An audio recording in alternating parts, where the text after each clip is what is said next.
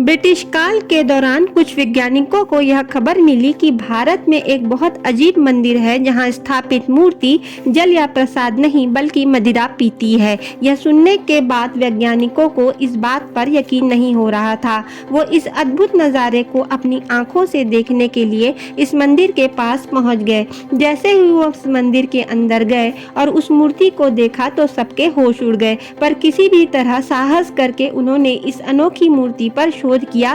तब जो सच सामने आया उस पर किसी को यकीन नहीं हुआ। आखिर कहाँ है यह मंदिर और क्या है इस मूर्ति के शराब पीने के पीछे का रहस्य, जिसने पूरी दुनिया के वैज्ञानिकों को हैरान और परेशान कर रखा है। आइए इस वीडियो में जानते हैं। दोस्तों, यह अद्भुत मंदिर महाकाल की नगरी उज्जैन से करीब 8 किलोमीटर दूर शिप्रा नदी के तट पर स्थित है, जिसे काल भैरव मंदिर के नाम से जाना जाता है। आप जब भी इस मंदिर में दर्शन करने जाएंगे तो आपको इस मंदिर के बाहर प्रसाद की जगह शराब बिकती नजर आएगी। यह नज़ारा तो कुछ भी नहीं, असली नज़ारा तो मंदिर के अंदर देखने को मिलता है, जहां बाबा काल भैरव की प्रतिमा शराब पीती हुई नजर आती है। आपको यह बात आम लग सकती है क्योंकि काल भैरव की प्रतिमा को शराब तो चढ़ाई ही जाती है, तो इसमें नई बात क्या है। पर आप गौर कीजिए कि यहाँ काल भैरव पर शराब चढ़ाई नहीं जाती बल्कि वो खुद शराब पीते हैं। काल भैरव मंदिर में जैसे ही शराब से भरे प्याले को काल भैरव की मूर्ति के मुंह में से लगाया जाता है तो देखते ही देखते वो शराब के प्याले खाली हो जाते हैं। आखिर ये शराब कहाँ जाती है, यह बात भी आज तक कोई नहीं जान पाया। ये बात इसलिए भी हैरान करती है क्योंकि मूर्ति में होठों के बीच कोई खाली जगह नहीं है जहाँ से शराब मूर्ति के अंदर जा सके, पर शराब के प्याले पर प्याले खत्म हो जाते हैं। काल भैरव को मदिरा पिलाने का सिलसिला सदियों से चला आ रहा है। यह कब, कैसे और क्यों शुरू हुआ यह कोई नहीं जानता।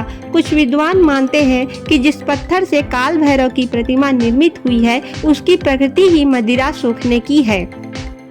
लेकिन सवाल ये है कि सालों से छोटा सा पत्थर आखिर अकेले इतनी मदिरा कैसे सोख सकता है। कुछ विद्वान ऐसा भी मानते हैं कि मंदिर के गर्भगृह का वातावरण ही कुछ ऐसा है कि जहां मदिरा भाप बनकर उड़ जाती है, लेकिन किसी भी तरल वस्तु को भाप बनने में समय लगता है। पर यहाँ तो बाबा काल भैरव के मुख से लगाते ही कुछ ही क्षणों में प्याले के प्याले शराब गायब हो जाते हैं। कहते हैं कि बहुत साल पहले एक अंग्रेज अधिकारी ने इस बात की गहन तहकीकात करवाई थी कि आखिर शराब कहाँ जाती है। इसके लिए उसने प्रतिमा के आसपास काफी गहराई तक खुदाई भी करवाई थी, लेकिन नतीजा कुछ भी नहीं निकला। उसके बाद वो अंग्रेज अधिकारी भी काल भैरव का भक्त बन गया।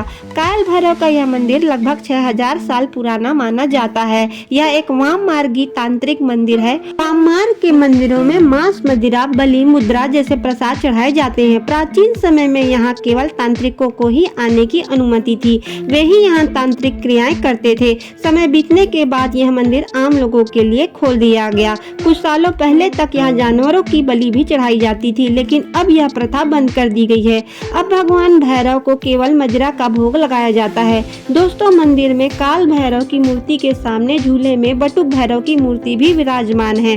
बाहरी दीवारों पर अन्य देवी देवताओं की मूर्तियां भी स्थापित हैं। मान्यता है कि इस मंदिर की कहानी स्कंद पुराण में वर्णित है, जिसके अनुसार चारों वेदों के रचयिता भगवान ब्रह्मा ने जब 5वें वेद की रचना का निर्णय लिया तो उन्हें इस काम से रोकने के लिए देवता भगवान शंकर की शरण में गए।